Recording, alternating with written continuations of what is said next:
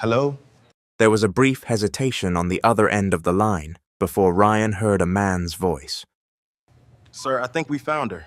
Your ex-wife. The woman with the kid who were scolded? She looks like your ex-wife, sir, said the personal investigator. It felt as if Ryan's world stopped. His throat went dry, and he could barely speak. Where? He asked in a near whisper. She has 2 children with her, twins. They seem to be her kids, and based on what we've been able to dig up, the children may be connected to you.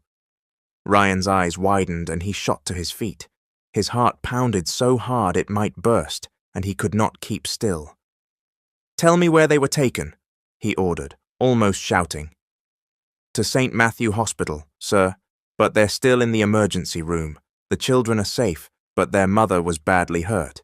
Witnesses say she threw herself in the way to protect the kids. Hello, it's Mr. Hope again. Stay with me and I promise you will be delighted, thrilled, and inspired by this amazing story. Enjoy. Hey Zoe, when we grow up, I want to fly airplanes, the little boy said excitedly, gripping the string of the kite they were flying at high noon. Like we're flying our kite right now.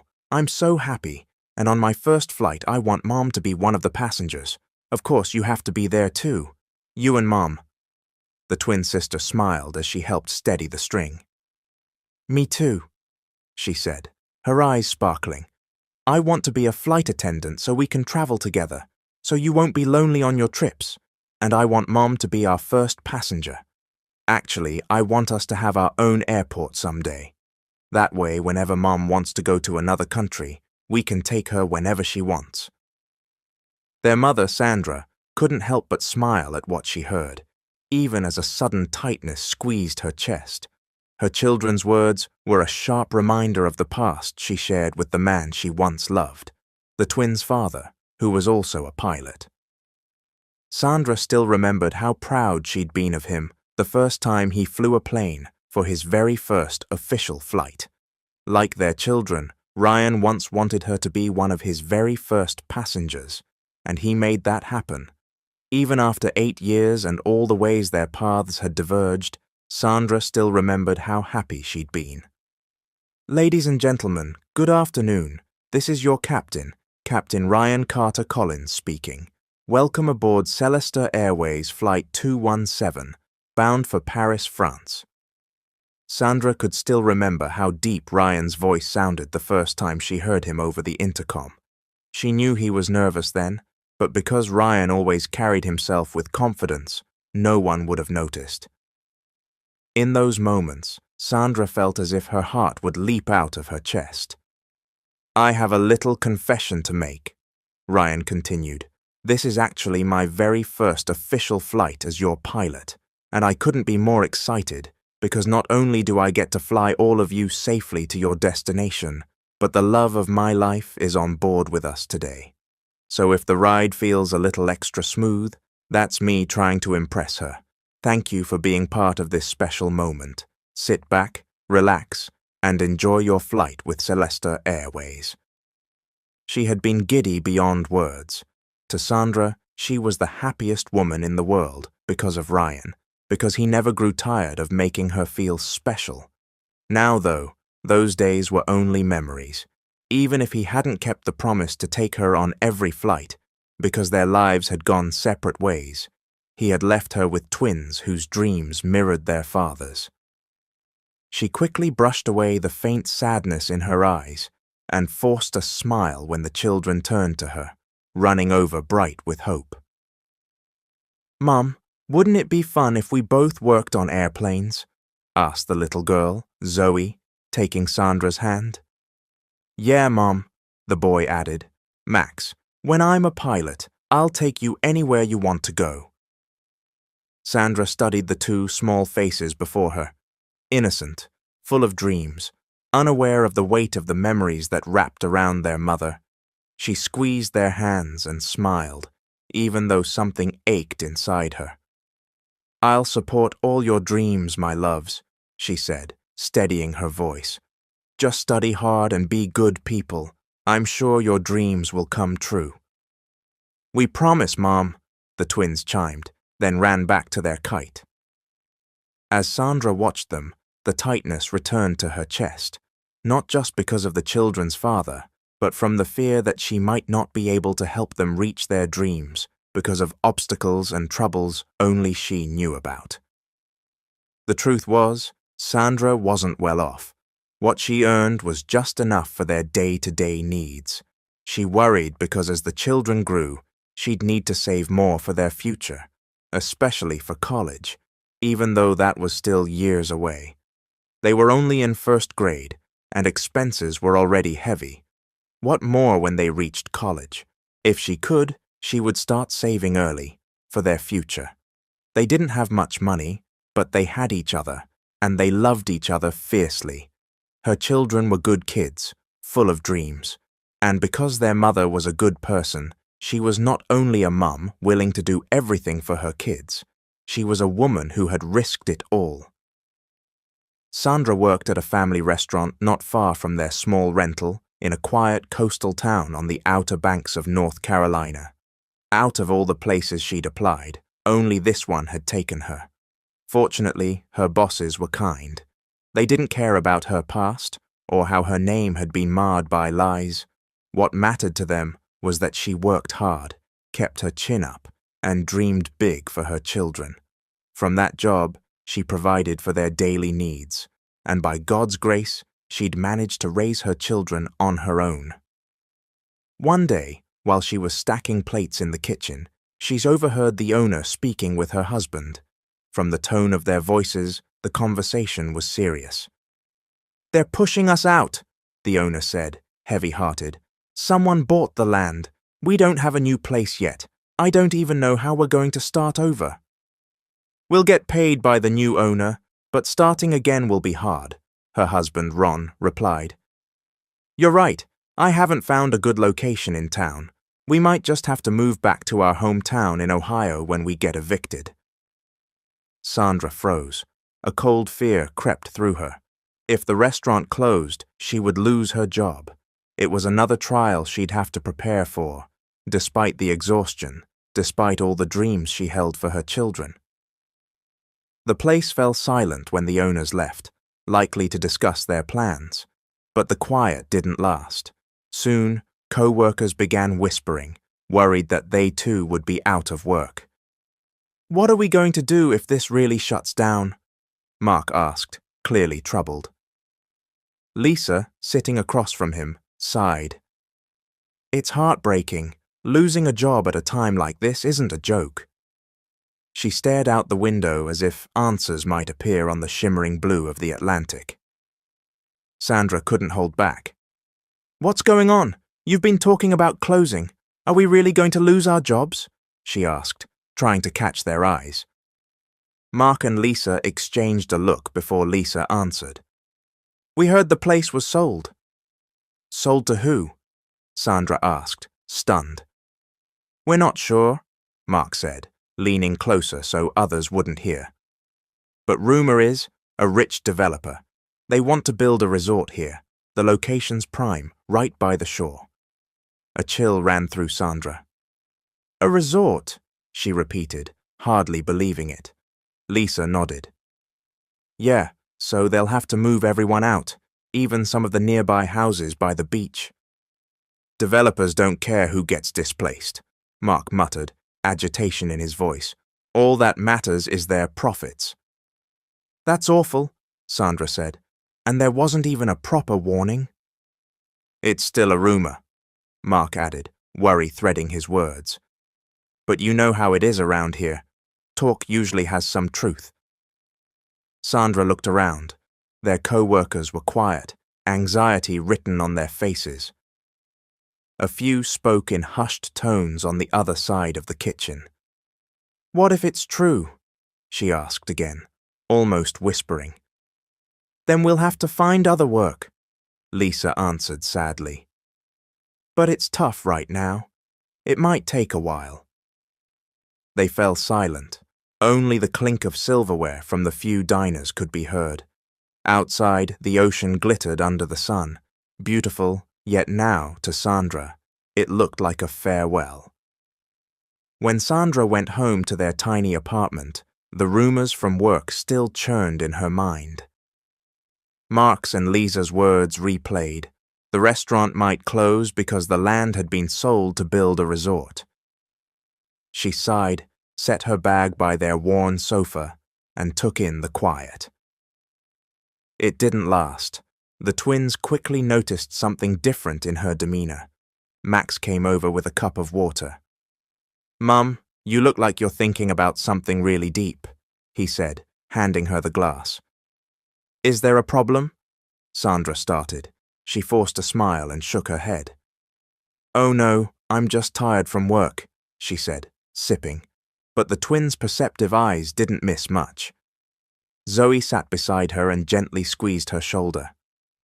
"Mum, that doesn't look like just being tired," she said softly.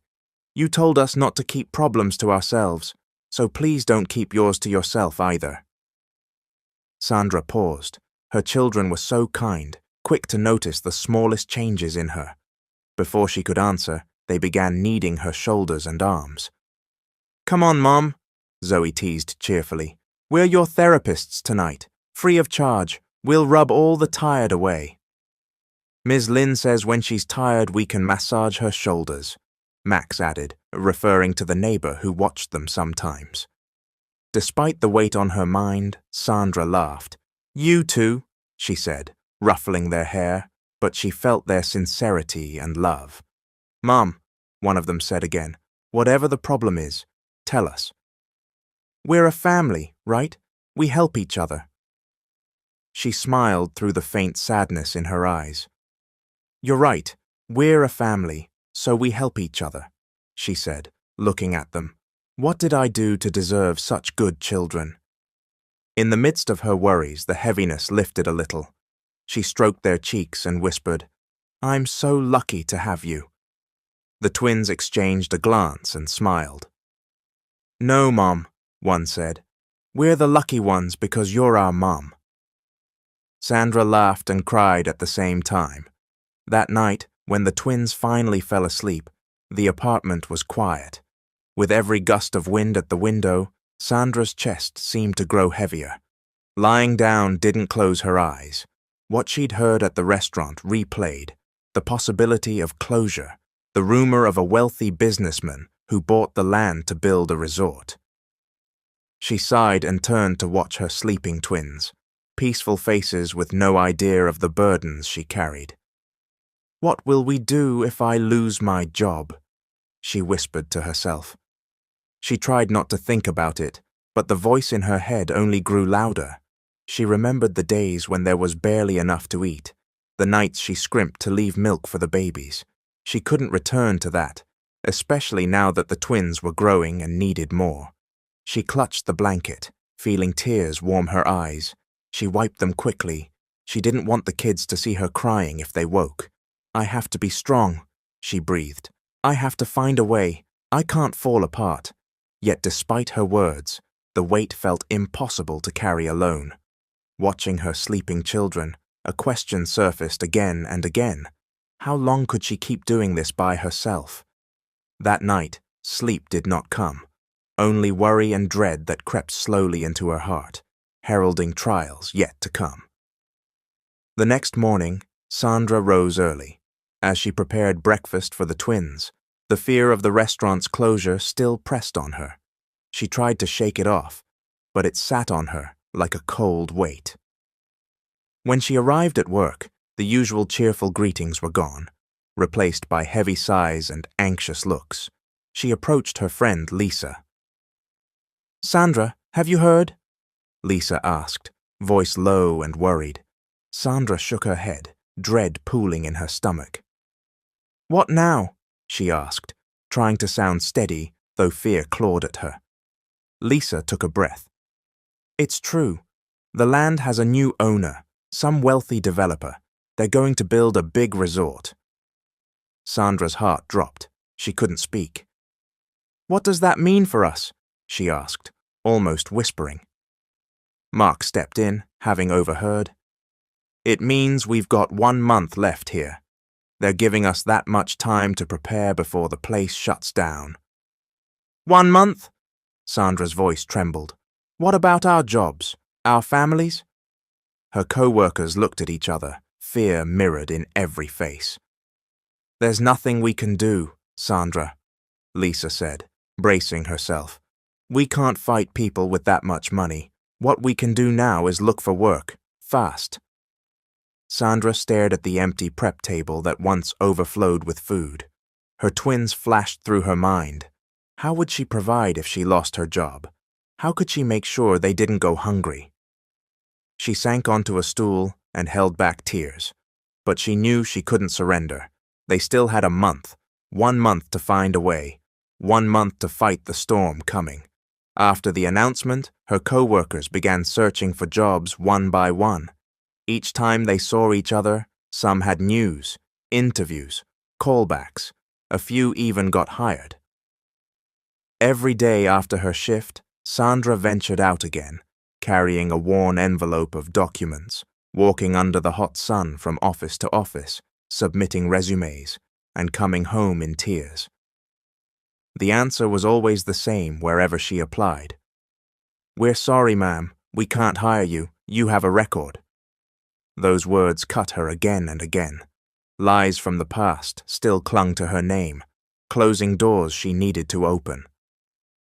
At home, she put on a brave face, but the twins sensed the heaviness in her quiet dinners, the long nights she couldn't sleep, the deep sighs she thought they didn't notice. One afternoon, outside the restaurant, several former co-workers dropped by to say goodbye and thank the owner. Sandra approached Lauren. Sandra, Lauren asked, have you found a new job yet? Sandra hesitated, then shook her head. Not yet, still nothing. Lauren and Marissa's faces fell. It's so hard for you, Marissa said. If there were anything we could do, especially for your twins, we would. But we can't do much beyond being grateful that some places still took pity on us. Sandra forced a smile, though her chest tightened. Thank you. It's enough that you understand. Lauren and Marissa exchanged a look. Sandra, why don't you talk to your ex-husband, the twins' father? Lauren asked gently. Maybe he can help clear your name, get you off those blacklists. Sandra gave a bitter, quiet laugh. I can't, she said. I don't even know where he is now. She stared off, trying to remember where she'd last seen the shadow of the man she once loved. But the truth was, she had no plans to ask him for help. She would fight alone, no matter how hard it would be. That night, the twins were restless in their small room. They'd noticed their mother sitting silently at the table, staring at papers that meant nothing now, rejected resumes. Mom? Zoe called softly, peeking from the doorway. Is something wrong? Sandra startled, quickly wiping the corner of her eye before smiling. Nothing, sweetheart. Go back to bed. It's late. But the twins didn't move. Max came over and sat beside her. Mom, please don't hide this. We see you. Every day you come home exhausted and sad. Sandra let out a long sigh, trying to keep her voice strong. Don't worry about me. I can handle it. If only we could help you, we would have done it already, Max murmured sadly. Yeah, Zoe added, if there's anything we could do, we'd help. But we're just kids. Their words pierced Sandra's heart. Tears burned her eyes as she pulled them into a hug. You don't have to be sorry, she whispered, voice trembling. You're the reason I don't give up. You don't know how much strength you give me. You are my strength.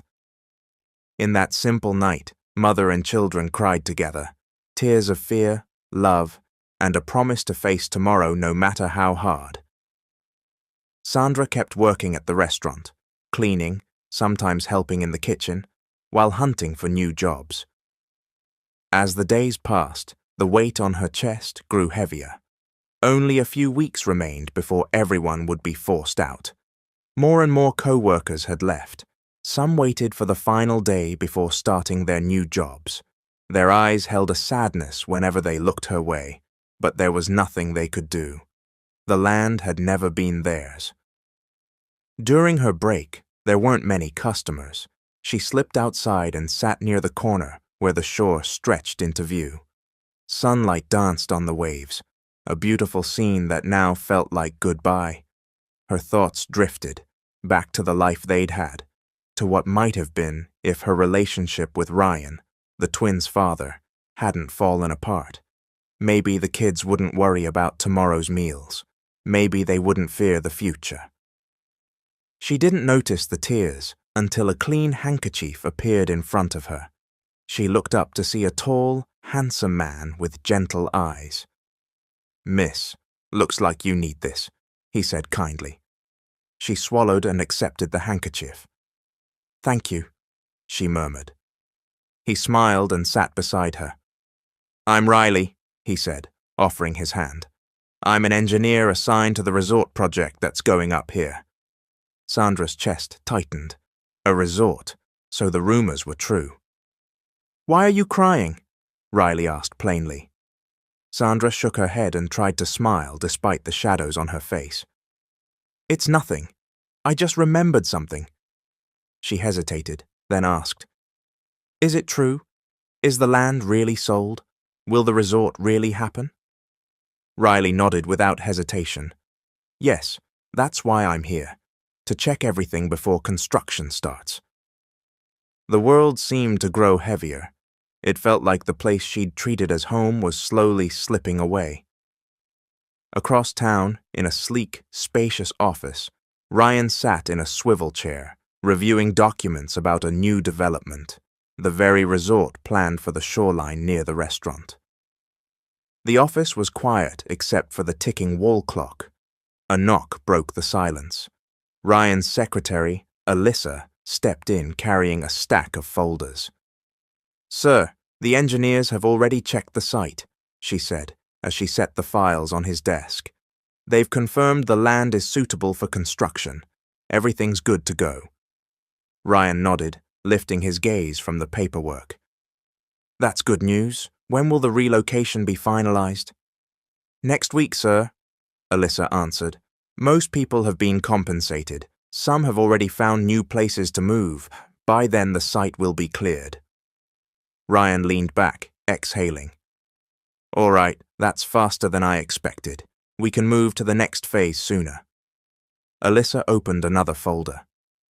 "As for the expansion plan, the board suggests adding more amenities, a convention hall, infinity pools, maybe a wellness spa, to make the resort stand out." Ryan leaned forward and clasped his hands. "That's exactly what I want. We're not just building a resort, Alyssa.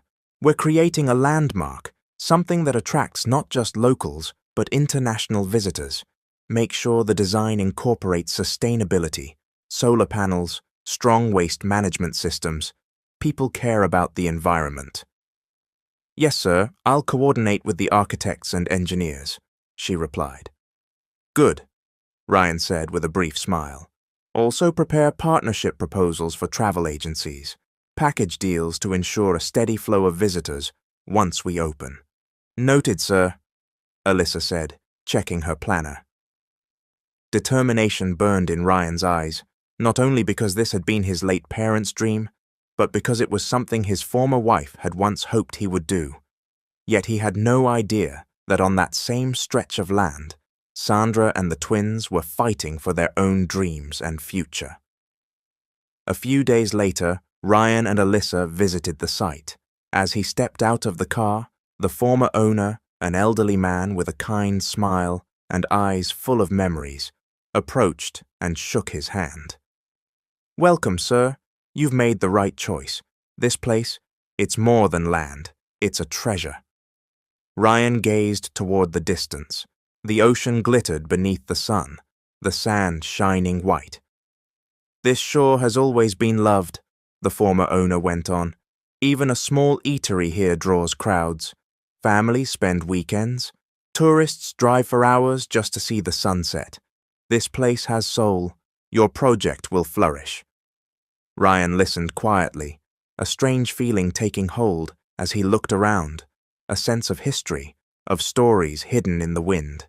He strolled by the water, the cool breeze carrying the sharp salt of the sea. He lifted his face, closed his eyes, and felt the air. In the distance, children played. A boy dashed, laughing, letting a kite soar.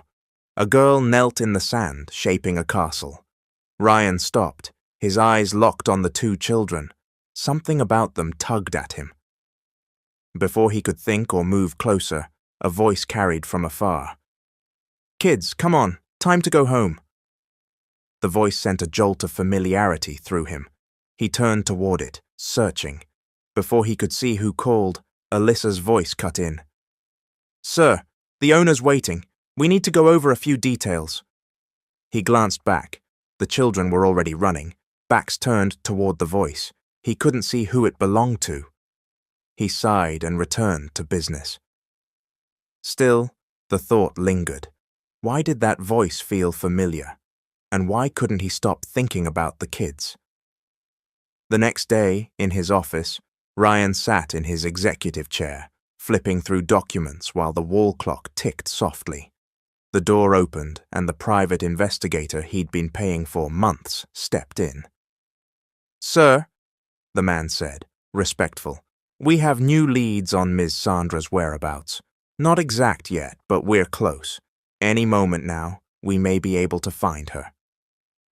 Ryan's pen stilled. Hope returned to a place he'd kept shut for years. "Make sure you don't stop until you find her," he said, voice cool but laced with emotion. "Find her. Don't stop until you bring her to me." The investigator nodded. "Understood, sir. I'll update you as soon as we confirm." He left Ryan alone with his past.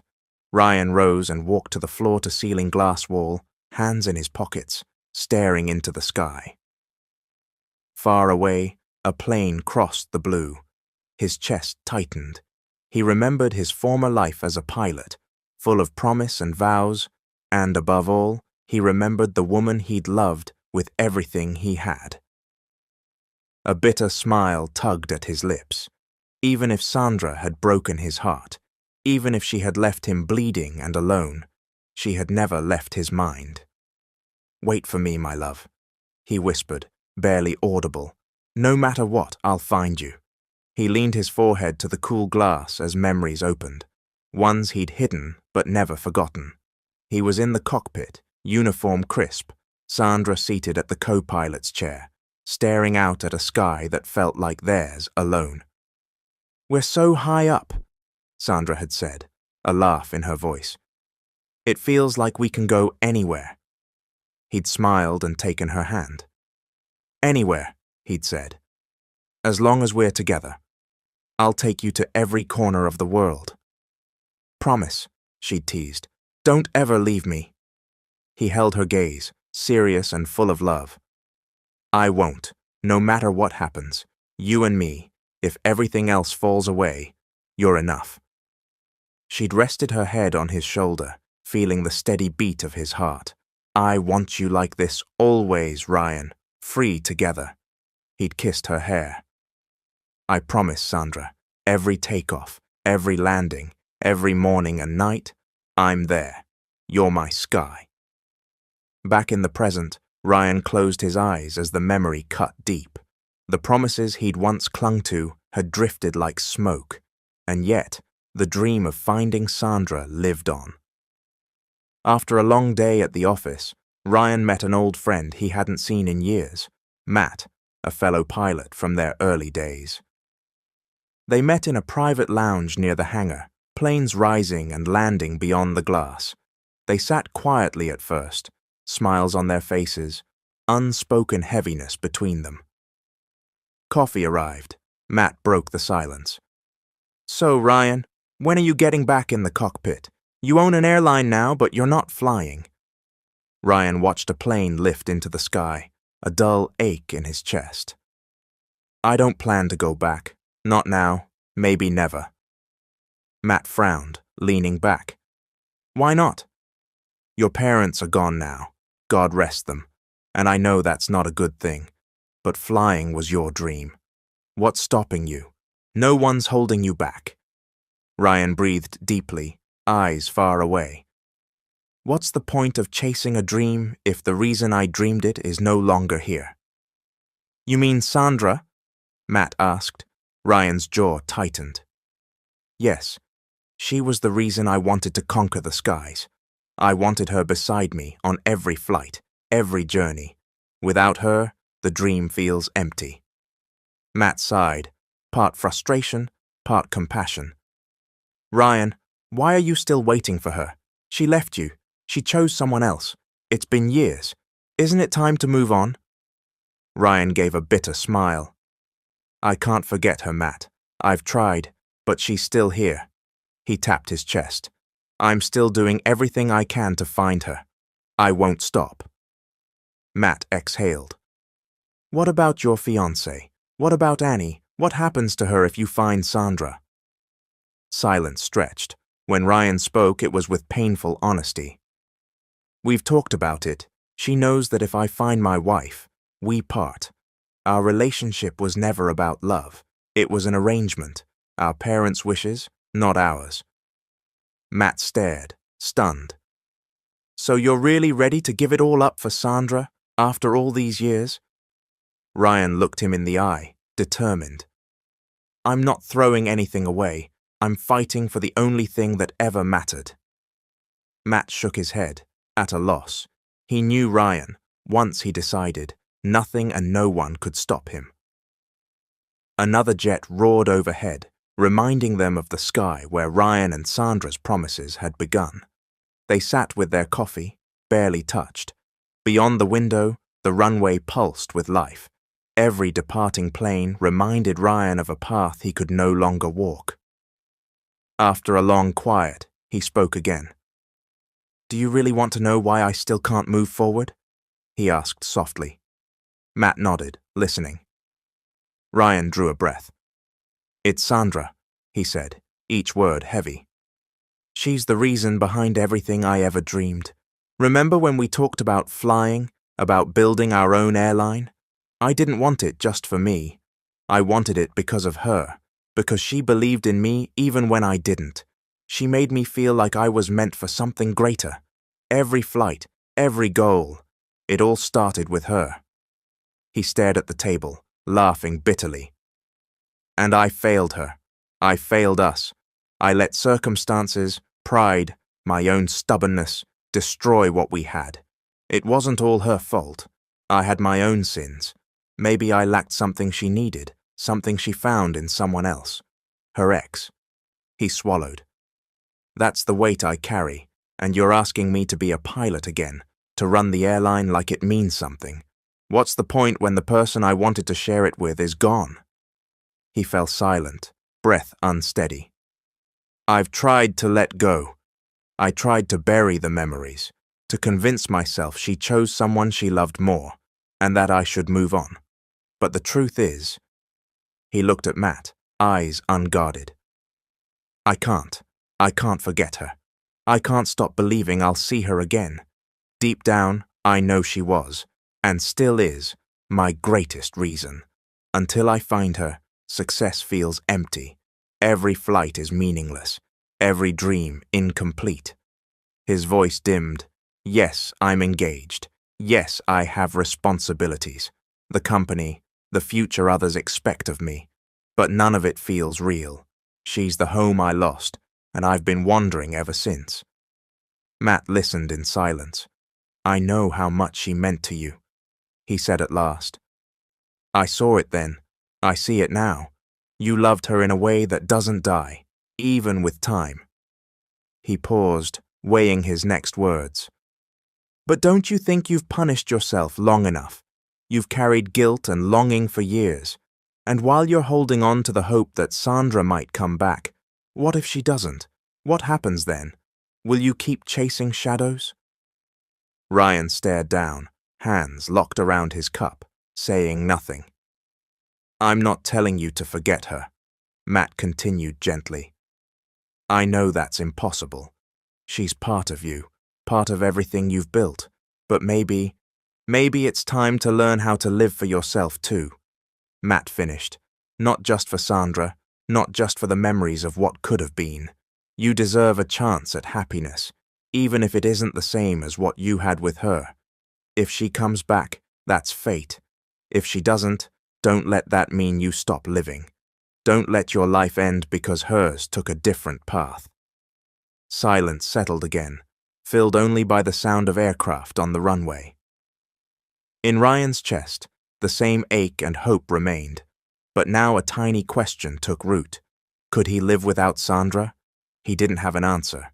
Before they could say more, Ryan's phone rang. He grabbed it and saw the investigator's name. He answered at once.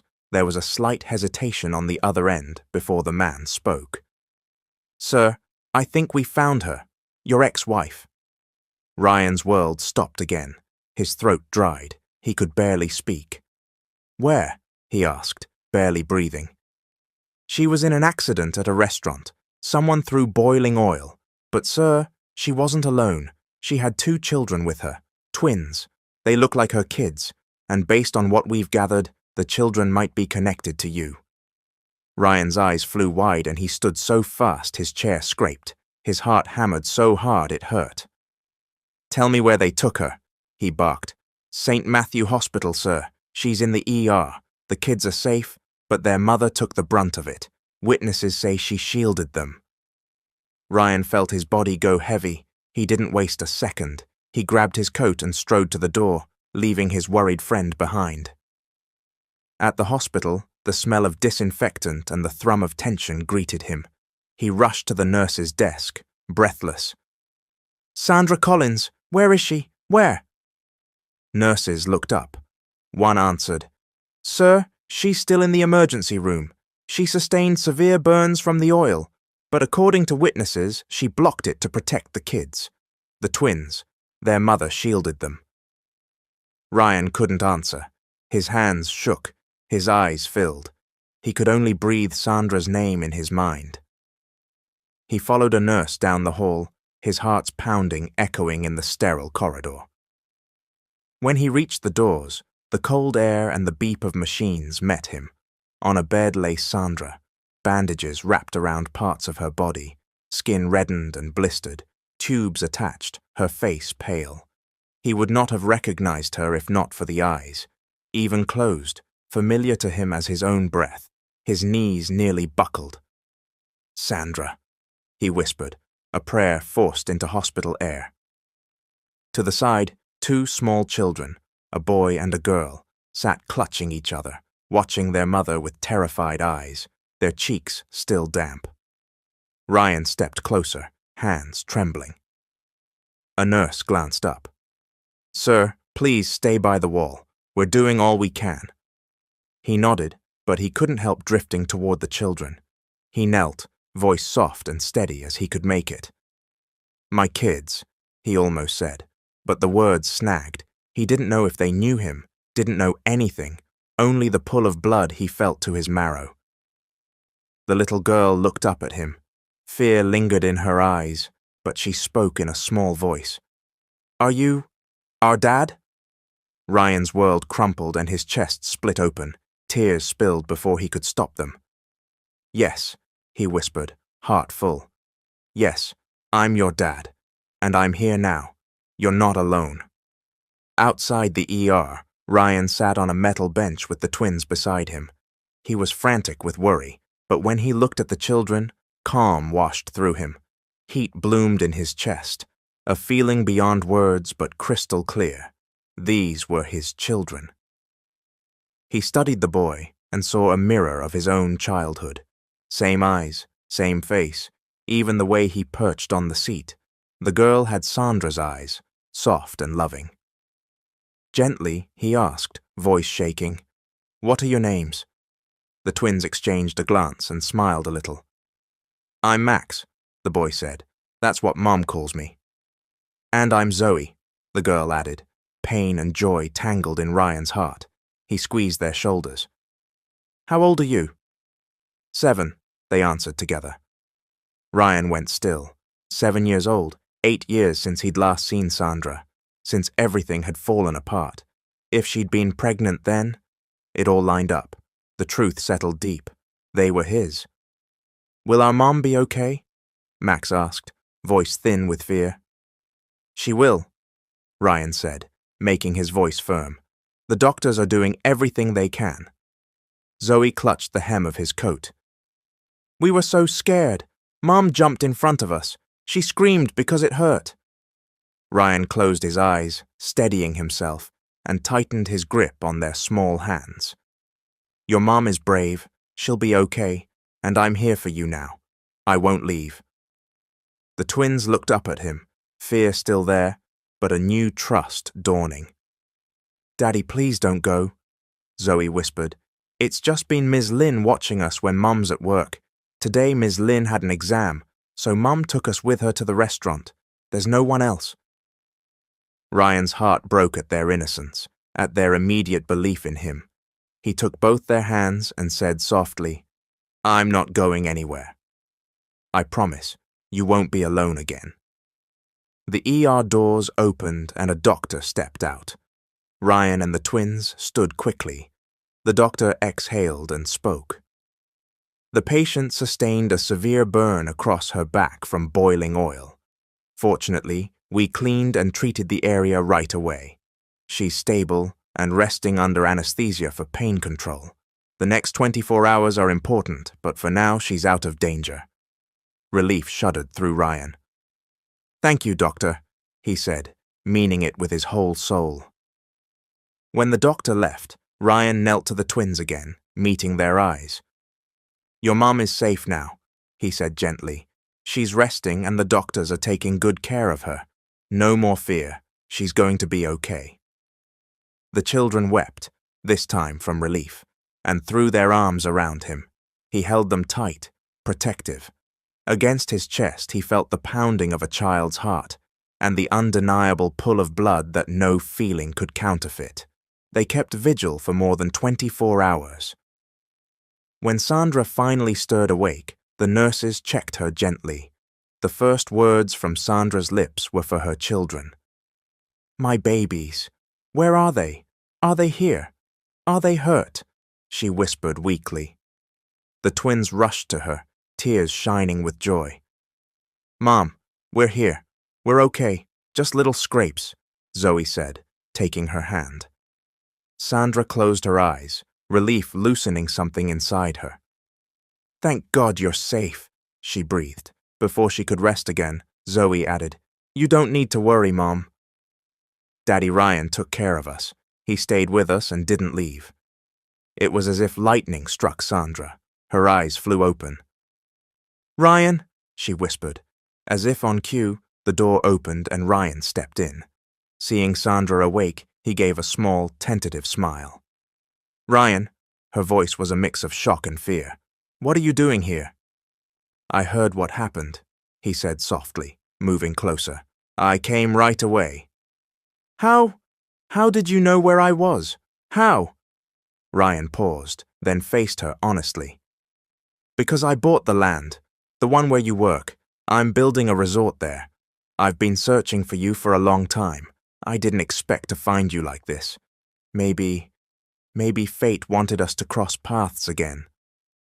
Sandra went pale and shut her eyes, unsure whether to laugh or cry. Fate has a cruel sense of humor, she whispered. Years had passed. She never imagined she would see him again, her former husband, the father of her twins, and certainly not like this. Ryan stepped to her bedside. How are you feeling? Are you okay? I'm a little better, she murmured, managing a faint smile. Mom, the twins chimed in excitedly. Daddy Ryan is so nice. We weren't as scared because he stayed. He didn't leave us. Sandra stared at them, stunned. Daddy, she echoed, not knowing what to feel. Ryan spoke gently. We'll talk when you recover. For now, I want you to know the kids are safe. They're out of danger. He smiled at the twins and squeezed a shoulder before looking back to Sandra. Right now, what matters most is you healing. They're worried about you. They need to see their mom be strong. Sandra fell quiet, staring at the man she had loved. She knew it wasn't only the burns that needed healing, but the wounds of their past. From her bed, she watched Ryan feed the twins fruit. They were happy and calm with him. Caring for them seemed natural to him. Yet beneath their smiles, Sandra felt fear, afraid the fragile peace she'd built would shatter. When the twins finally fell asleep, Ryan tucked in their blankets and then returned to Sandra. His expression was careful, patient. "Please don't push me away, Sandra," he said, voice gentle but firm. "I want to take care of you. I want to take care of the kids, because I know they're mine." Sandra couldn't speak. Her fingers trembled as she fought back tears. Ryan stood by her bed, gaze steady. "Rest for now. We'll talk when you're stronger. But know this, I'll make sure the person who threw that oil is held accountable. And more than anything, I'll make sure you never struggle like this again, especially the kids." Confusion swirled through Sandra. Despite everything that had happened years ago, there was no anger in him, only tenderness and longing. That made the weight in her chest even harder to bear. The next day, the authorities arrived at the hospital to brief Ryan about the incident. Sandra listened from her bed, clutching the blanket as the lead investigator explained.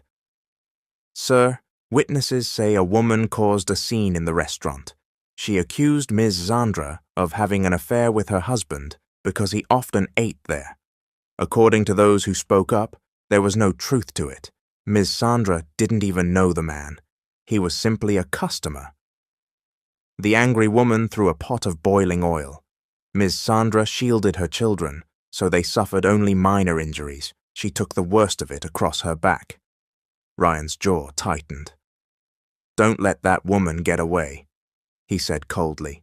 "Whoever was involved, make sure they're charged." "Yes, sir," the investigator replied. "We'll make sure she answers for it." Ryan looked back at Sandra. Pain lived in her eyes, not only from the burn, but from the weight of it all. He could feel her heart, one he'd hurt long ago, breaking again. Days passed, and the twins grew inseparable from Ryan. They followed him everywhere. When he ate, they sat beside him. When he read the paper or worked on his laptop, they stayed close, unwilling to let go. "Daddy, let's eat," Zoe chirped, offering him a slice of fruit. Ryan smiled, accepted it, and welcomed them to his side. Sandra watched from the bed, trying to keep her emotions in check. "Kids," she called softly, "come sit with Mom." She smiled, but her tone was heavy. The children obeyed, and Sandra noticed the shadow cross Ryan's face, the quiet loss in his eyes at her gentle claim.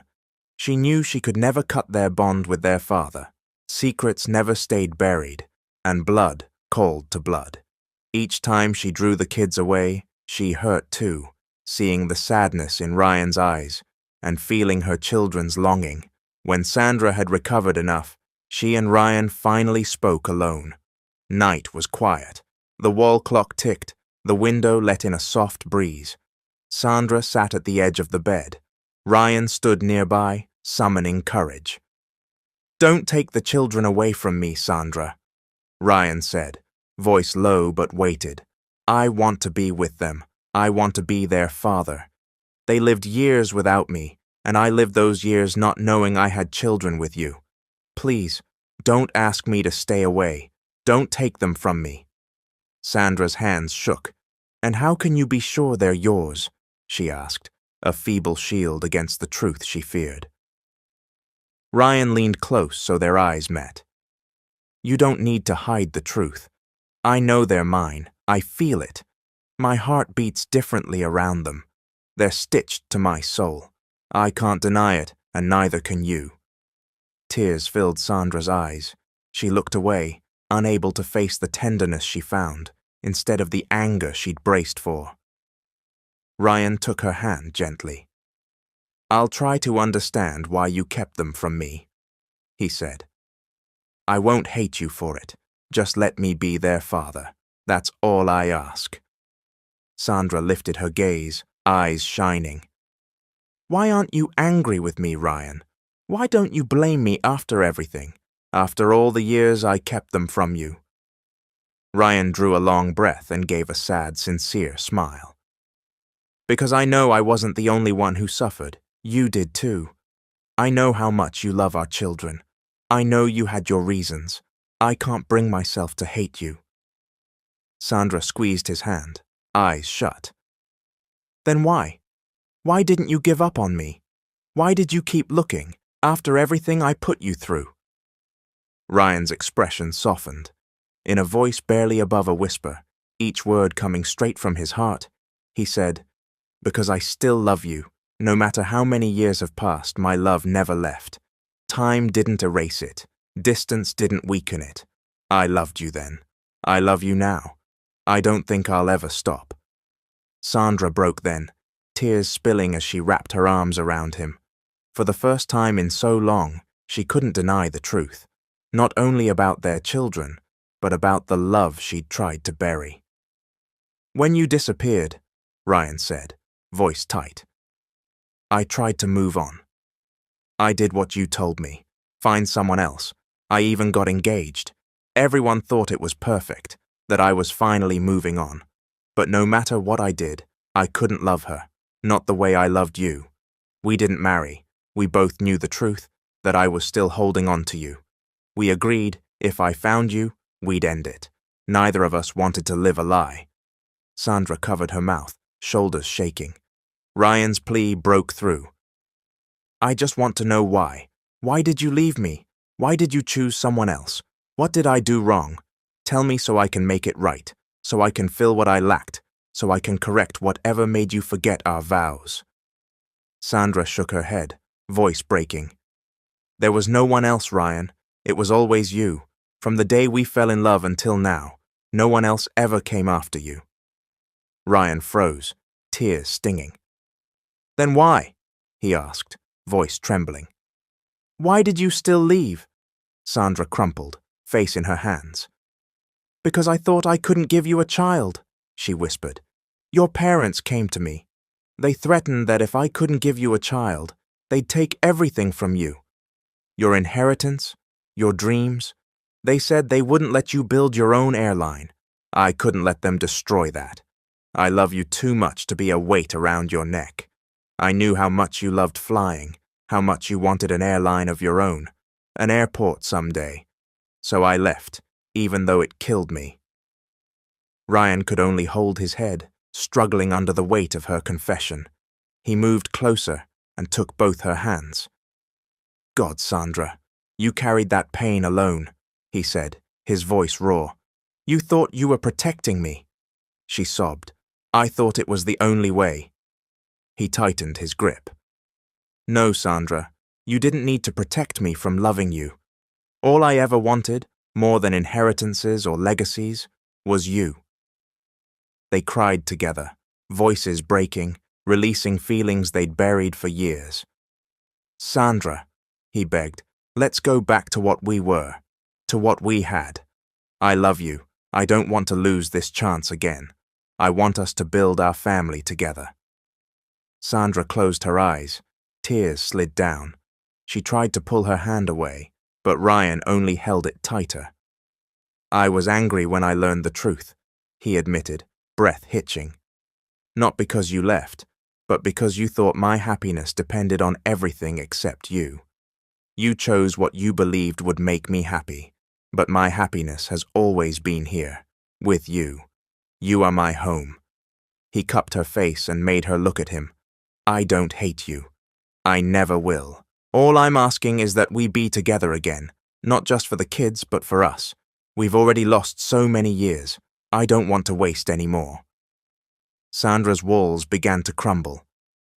"There will be no more obstacles," Ryan said, voice steady. "My parents are gone. Before they passed, they told me to follow what truly makes me happy. That's you, that's us. No one will stop us now. Even Annie, she understands. We didn't love each other. We agreed that if I ever found you, I'd take the chance." Sandra trembled, pain and hope clashing. She could see the years on Ryan's face, years of asking himself what he'd done wrong, why their vows had shattered, why their dreams had fallen apart. "I don't know if I deserve this," she whispered, "if I deserve you after everything." "You deserve everything," Ryan said, barely more than breath. "And I deserve this chance to fight for us. Let's not spend what's left of our lives apart. Let's build our family. Let's give our kids the love we couldn't give before. Let me love you again." Sandra finally yielded, forehead falling against his chest as sobs shook her. Ryan held her tightly, unwilling to let go. In that moment, they both knew there was still a way back. The door opened quietly. Small footsteps pattered. The twins peeked in, unsure whether to enter. "Mom," one whispered. They pulled apart, startled, but the twins sprinted forward and wrapped their arms around them. Ryan's tears spilled anew as he hugged them, trying to fill years of absence. Sandra and Ryan met each other's eyes over the children's heads. Slowly, Sandra smiled through her tears. "My loves," she said gently, "I have something to tell you." She took Ryan's hand. "He's your father." The twins' eyes widened. "So he's really our daddy?" they asked hopefully. Ryan nodded. "Yes, I'm your dad, and I promise I'm not leaving again." "Does that mean we'll be a family?" Zoe asked, lip trembling. Ryan drew a breath and smiled, eyes shining. "Yes, from now on, we'll be together. No more separations, no more pain. We'll be one family." The twins turned to Sandra for confirmation. She nodded, wiping tears. "Yes, my loves, we'll be a family, we promise." Joy burst from the children as they hugged their parents again. For the first time in so long, they all felt the warmth and wholeness of a family once lost, now found again. Hours later, the twins slept beside them, little hands clasped as if afraid to let go. Sandra leaned against the headboard, watching her children. Ryan sat close, eyes on them too. "I never knew it could feel this happy, to have a family," he whispered. "This was always my dream. I'm glad it came true here, with you." Sandra turned, worry and weariness still lingering in her eyes. "Ryan, I'm afraid. What if—" He caught her hand and squeezed. "Shh, no what-ifs. The years of pain and distance are over. This is our new beginning. No one will get in our way. It's us, you, me, and the kids." She bit her lip, holding back tears. "Do you really think we can rebuild?" "I don't just think," Ryan said with conviction. "I know, because I love you, and I won't waste this chance you've given me, given us." He kissed the back of her hand and pressed it to his chest. "This is my solemn vow. No matter what happens, I'll protect you and the kids. You're my family, my only family." Sandra exhaled, finally nodding. "Okay, Ryan, we'll try again. For us, for them."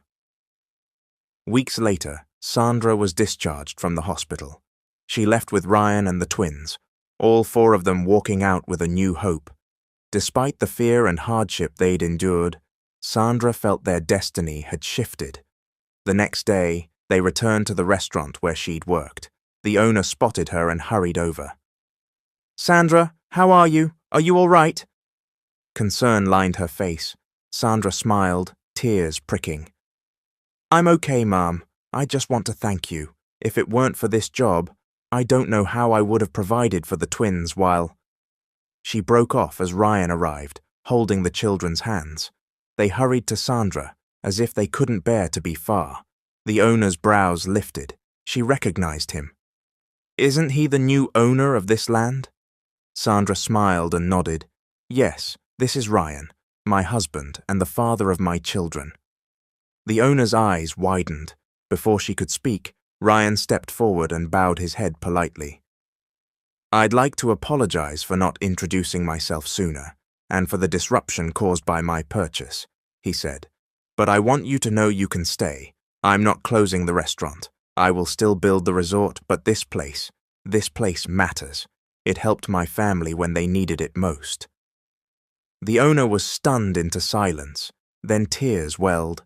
Ryan continued, "I'm grateful you hired Sandra when others wouldn't, that you looked past the lies attached to her name. You gave her a chance to feed and raise our kids. For that, I'm deeply thankful." The owner shook her head. No, we're the ones who should be grateful. It's an honor to have been part of your lives. Don't worry, we'll support your plans. Sandra and Ryan held hands, arms around their twins, joy filling all four of them. A new chapter had begun, not of pain and hiding, but of building and dreaming for a brighter future. Days later, an unexpected visitor came to speak with them. Ryan's former fiancée, Annie. Sandra sat with the twins tucked at her side as Annie approached with a small smile. "I didn't come to cause trouble," Annie said softly, looking at Sandra and the children. "I just wanted to say I'm happy for you. Your family is whole." Sandra blinked, unsure how to respond. Annie continued, "You don't have to worry about me. From the beginning, I knew Ryan's heart belonged to someone else. I agreed to the engagement because that's what our parents wanted. It wasn't love, it was an arrangement."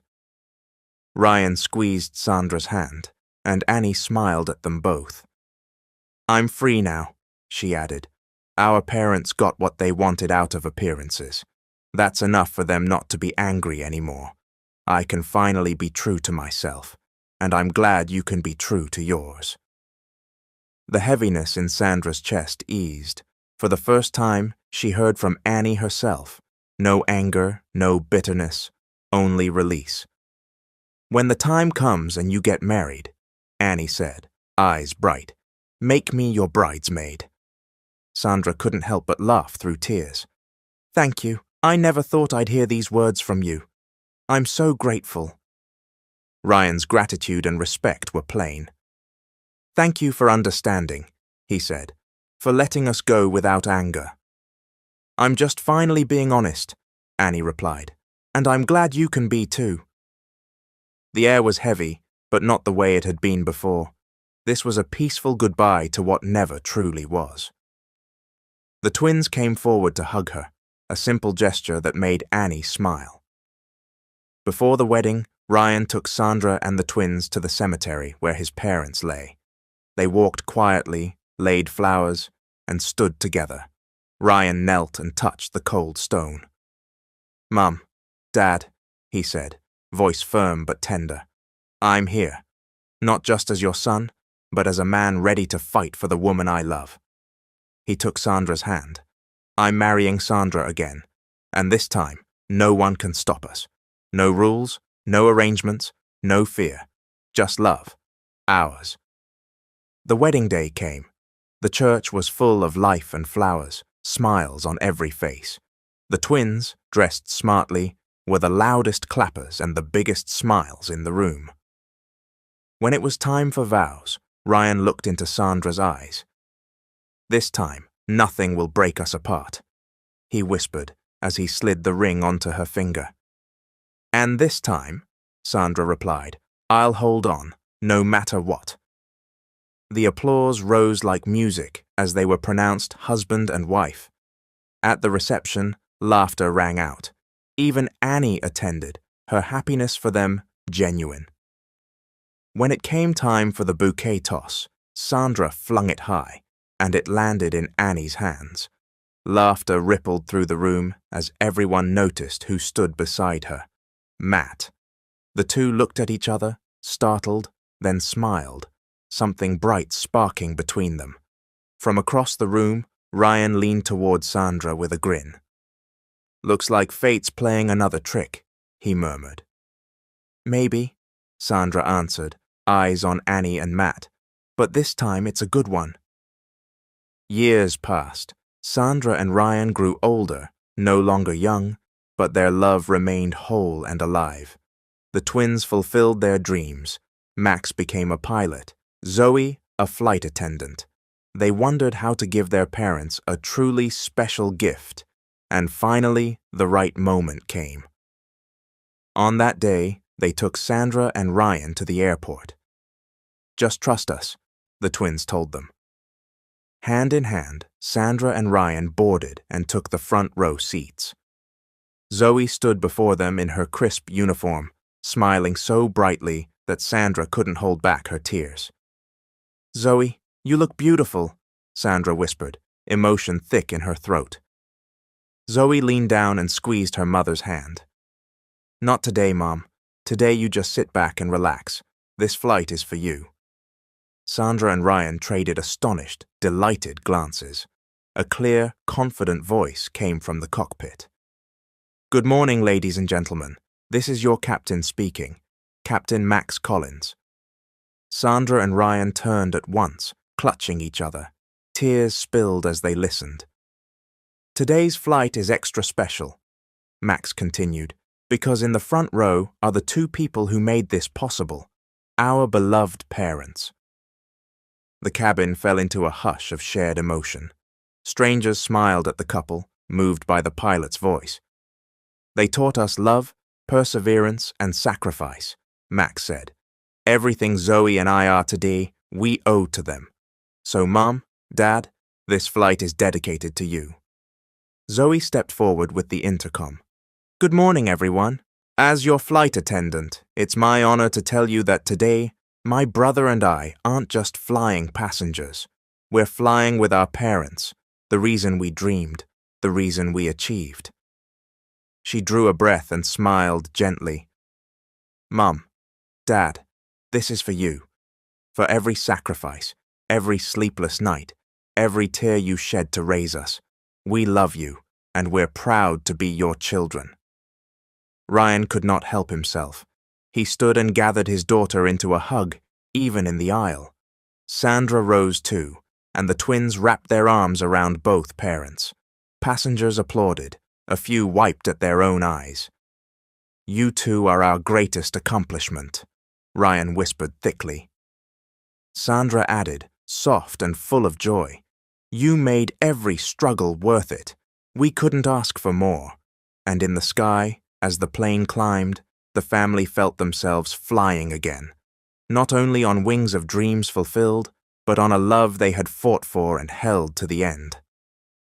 Thank you for listening. It's your friend, Mr. Hope here.